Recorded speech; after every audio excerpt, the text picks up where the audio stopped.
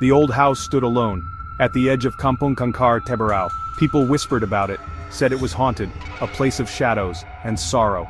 No one dared to go near, not since the family vanished. Years ago, only whispers remained, of their fate, and the house's dark secret. John, a writer, arrived in the village.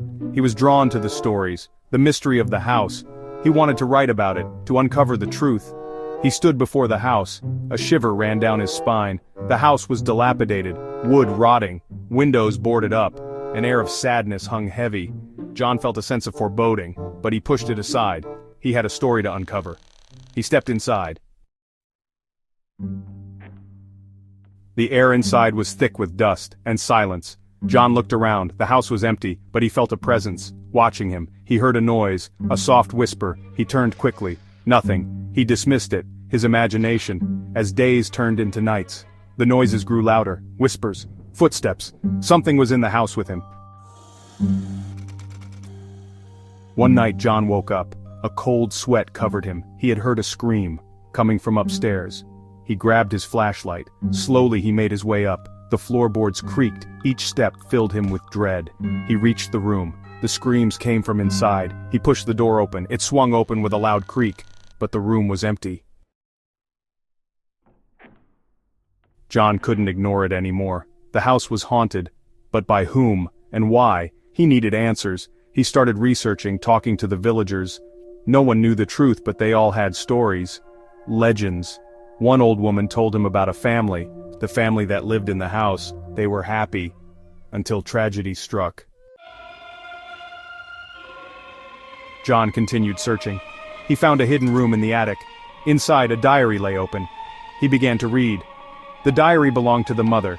She wrote about her family, their life in the house. But then the entries changed. They became dark, full of fear. She wrote about strange occurrences, whispers, shadows, her family changing, becoming distant. Then, silence. John pieced it together. The family had been haunted, driven to madness by something evil, something in the house. He read the last entry. The mother wrote about a dark figure appearing in her dreams. It promised her power in exchange for her family. She refused, and it took them anyway. John closed the diary. He knew what haunted the house. A malevolent entity, feeding on fear, trapping souls. John felt a surge of anger. He wouldn't let it hurt anyone else. He had to stop it. He knew what he had to do. He waited until nightfall. He stood in the center of the house and called out to the entity, challenged it. The house grew cold.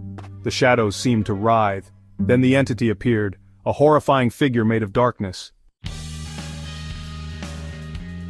John stood his ground. He wouldn't give in to fear. He spoke to the entity, not of hatred but of sadness. He understood its pain, its loneliness. He offered it peace, release. The entity hesitated. John's words touched something. A flicker of light appeared within the darkness. With a sigh, the entity dissipated. The shadows retreated. The house fell silent. The trapped souls were free.